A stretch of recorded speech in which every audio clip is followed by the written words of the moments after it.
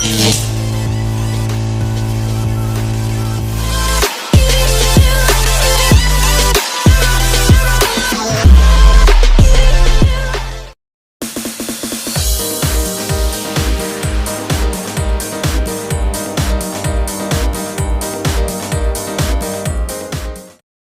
few moments later.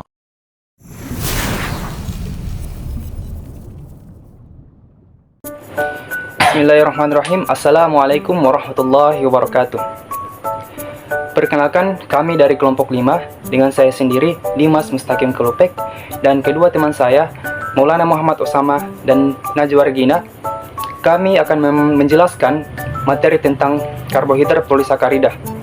Baik, untuk submateri pertama yang akan saya bahas adalah pengertian karbohidrat. Apa sih yang dimaksud karbohidrat itu? Jadi karbohidrat adalah biomolekul yang terdiri dari atom karbon, hidrogen, dan oksigen. Biasanya dengan perbandingan atom hidrogen oksigen 2:1, seperti pada molekul air. Dan rumus empiris CmH2ON. Bentuk molekul karbohidrat paling sederhana terdiri dari satu molekul gula sederhana yang disebut monosakarida. Dua monosakarida yang bergabung disebut disakarida. Terdapat pula di oligosakarida yang merupakan rangkaian beberapa monosakarida dan yang tersusun dari banyak rangkaian molekul gula yang disebut polisakarida. Selanjutnya, contoh karbohidrat di sekitar kita. Ada beberapa jenis karbohidrat yang bisa kita temui di sekitar kita, seperti beras, jagung, kentang, buah-buahan, biji-bijian, sagu, gula, gandum, dan umbi-umbian. Selanjutnya, pengertian polisakarida. Apa sih yang dimaksud polisakarida? Jadi, polisakarida adalah polimer dengan beberapa ratus hingga ribu monosakarida yang dihubungkan dengan ikatan glikosida. Polisakarida dibedakan menjadi dua jenis, yaitu polisakarida simpanan dan polisakarida struktural. Polisakarida simpanan berfungsi sebagai materi cadangan yang ketika dibutuhkan akan dihidrolisis untuk memenuhi permintaan gula bagi sel. Sedangkan polisakarida struktural berfungsi sebagai materi penyusun dari suatu sel atau keseluruhan organisme. Arsitektur dan fungsi suatu polisakarida ditentukan oleh jumlah monomer gula dan posisi ikatan glikosidiknya. Baik, selanjutnya sifat-sifat polisakarida. Apa saja sifat-sifatnya? Yang pertama, berbentuk sebut, tidak larut dalam air, dan tidak berasa. Kemudian kedua, dapat bereaksi dengan reaksi Fehling atau Tollens. Dan yang ketiga, dapat dihidrolisis menghasilkan molekul glukosa. Untuk selanjutnya, saya serahkan kepada Maulana Muhammad Osama untuk menjelaskan.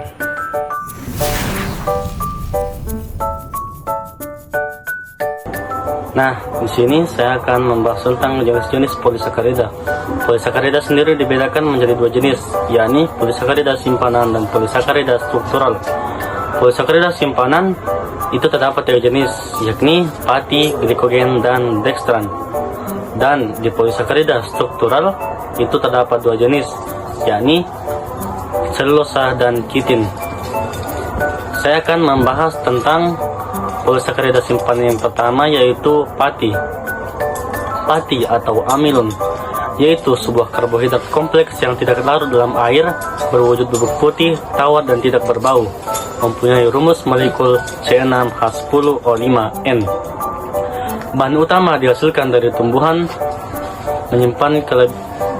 yang menyimpan kelebihan glukosa.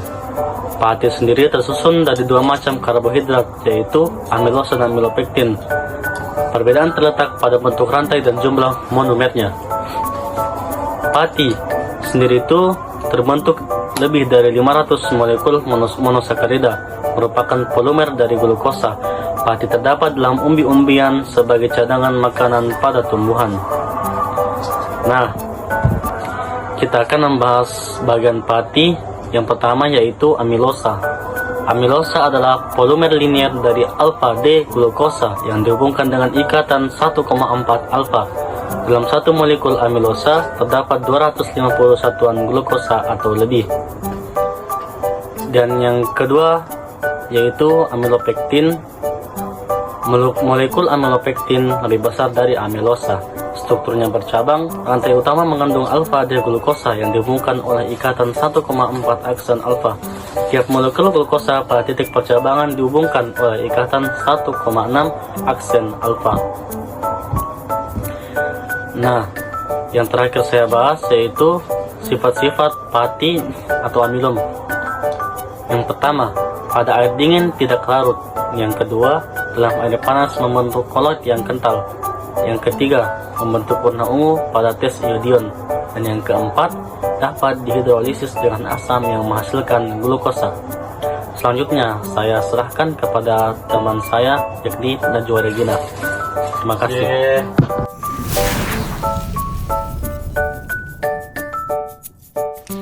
Apa sih itu glikogen? Glikogen merupakan polimer glukosa dengan ikatan alfa-16. Polisakarida ini merupakan cadangan energi pada hewan dan manusia yang disimpan di hati dan otot sebagai granula. Glikogen serupa dengan amilopektin. Apa sih itu dextran? Dextran ialah suatu polimer glukosa yang bercabang-cabang dan larut air. Rantai linearnya mempunyai ikatan glikosida alfa-16, sementara titik cabangnya diikat oleh ikatan glikosida alfa-13 dan alfa-14. Sintesis dextran tidak melibatkan bahan perantara terus fosforil atau sebagian bertenaga tinggi. Justru, pempolimeran dalam sintesis dextran adalah berbeda daripada sintesis glikogen. Dextran dibentuk daripada sukrosa dan enzim dextrasukrosa. Selulosa. Selulosa merupakan polisakarida yang banyak dijumpai dalam dinding sel pelindung seperti batang, dahan, daun dari tumbuh-tumbuhan. Selulosa merupakan polimer yang berantai panjang dan tidak bercabang. Suatu molekul tunggal selulosa merupakan polimer rantai lurus dari 1,4 aksen beta D-glukosa. Hidrolisis selulosa dalam HCl 4% dalam air menghasilkan D-glukosa. Apa sih itu kitin? Kitin adalah polisakarida struktural yang digunakan untuk menyusun eksoselekton dari arthropoda, serangga, laba-laba, krustasea, dan hewan-hewan lain sejenisnya. Kitin tergolong homopolisakarida linear yang tersusun atas residu N-asetiglukosamin pada rantai beta dan memiliki monomer berupa molekul glukosa dengan cabang yang mengandung nitrogen.